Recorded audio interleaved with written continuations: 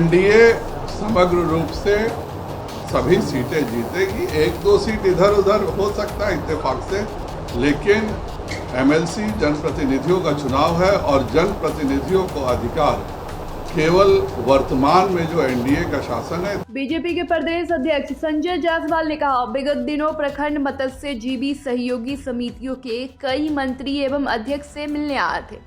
उनको प्रतिवेदन दिया था कि इन समितियों में आमतौर पर 2 पद होते हैं, जिनमें एक अध्यक्ष होता है और एक मंत्री के रूप में कार्य करते हैं। जैसे कि पूर्व मंत्री मुकेश सहनी के द्वारा 15 मार्च 2022 को अपने विभागीय बैठक में उपायुक्त 2 पदों में से सिर्फ एक अध्यक्ष को बनाए रखने की अनुशंसा किया। निर्वाचित प्रधानमंत्री के स्थान पर पदेन प्रबंधक, जो बिहार सरकार का एक पदाधिकारी होगा, उसे स्थान देने की अनुशंसा भी किया है। यह एक गैर लोकतांत्रिक व्यवस्था साबित होगा, जो इन समितियों के अधिकारियों एवं मत्स्य पालन से जुड़े समाज को नुकसान पहुंचाएगी और इस क्षेत्र में भी लाल फीताशाही को बढ़ावा देगी। वहीं उन्होंने शराबबंदी संशोधन कानून को अच्छा कहा। उन्होंने आगे कहा कि पहले जो कानून था उसमें काफ़ी मासूम लोग इसके चपेट में आ गए थे। अब इस कानून का दूरगामी असर जल्द ही देखने को मिलेगा। आदतन शराब का सेवन करने वाले को सख्त से सख्त सजा दी जाएगी। वहीं बिहार में कानून व्यवस्था के लचर के मामले पर संजय जायसवाल ने कहा कि कानून अपना काम कर रहा है। एमएलसी चुनाव को लेकर कहा कि हमारा गठबंधन 24 सीटों पर जीतने जा रही है। बता दें, सोमवार को एमएलसी चुनाव का मतदान खत्म हुआ, जबकि मतगणना 7 अप्रैल को होगा। आइए सुनिए क्या कह रहे हैं संजय जायसवाल। पकड़े जाते हैं जिनके पास इतने पैसे नहीं होते कि कोर्ट से बिल करा पाए, उनको एक राहत मिली है। सरकार का यह फैसला बहुत ही अच्छा है और दूरगामी है। हम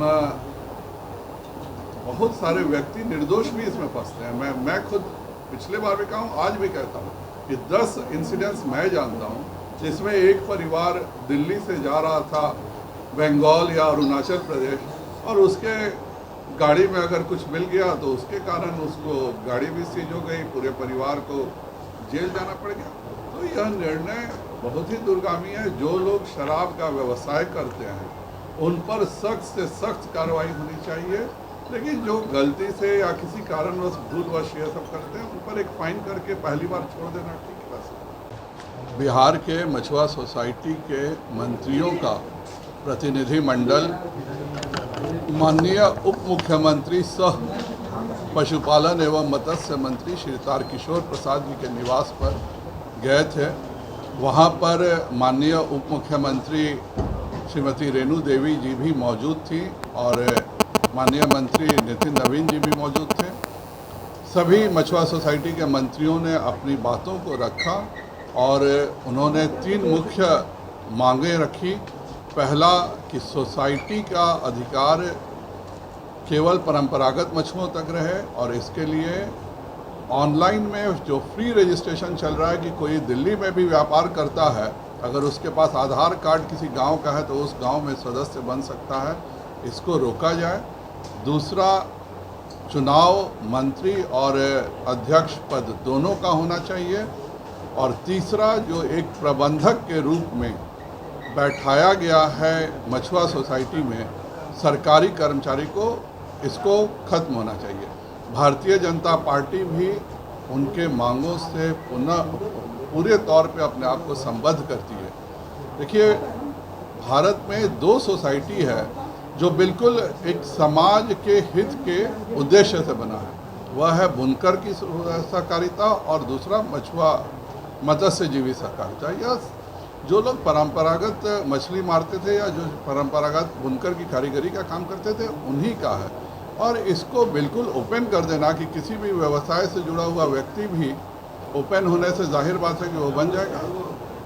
हम भाजपा भी इसको बिल्कुल गलत मानती है। जो 15 मार्च का मुकेश सहनी जी पूर्व मंत्री का फैसला था उसका भारतीय जनता पार्टी ने विरोध किया और मुझे खुशी है कि हमारे वर्तमान मंत्री जी ने माना कि यह ऐसा करना जो परंपरागत मछुआ समाज है उसके साथ अन्याय होगा और वह शीघ्र ही अपने विभाग से नियम निकालेंगे कि जो चुनाव मंत्री का और अध्यक्ष का होना चाहिए उसमें किसी सरकारी अफसर का दखल नहीं होगा, और साथ ही वह सहकारिता विभाग से भी बात करेंगे कि जब तक यह निर्णय नहीं होता है तब तक इसको रोका जाए, और परंपरागत मछुआ को डिफाइन करना केवल और केवल पशुपालन एवं मत्स्यजीवी मंत्री का काम है। और मुझे पूरा विश्वास है कि अभी वर्तमान मंत्री तारकिशोर जी मत्स्यजीवी समाज के साथ न्याय करेंगे।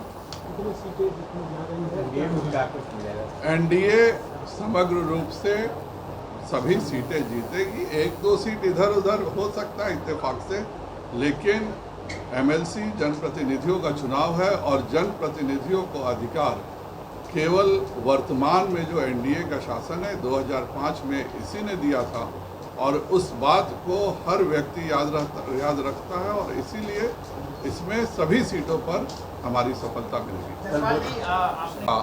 एक प्रबंधक बैठेगा सहकारिता में, कहीं भी सरकारी अफसर की निर्णय का कोई नियम नहीं होता, और जो 15 मार्च को उन्होंने यह निर्णय किया था कि प्रबंधक बैठेगा, वह नियम हर हालत में बदलना ही चाहिए। नेता कह रहे हैं, विधायक कह रहे हैं योगी मॉडल चाहिए, आपको लगता है कि एक सख्त बिहार में कानून व्यवस्था में और 2005 के पुरानी कानून व्यवस्था में एक बहुत बड़ा अंतर है। जो अपराध करते हैं वह पकड़े जाते हैं, और मुझे खुशी है कि माननीय मुख्यमंत्री जी ने जरूर इसका संज्ञान लिया है, और यही कारण है कि लगातार एडीजी और डीजीपी थानों का दौरा कर रहे हैं और विभिन्न स्थानों पर छापे मारे जा रहे हैं, और मुझे विश्वास है कि इसका लाभ तुरंत दिखेगा।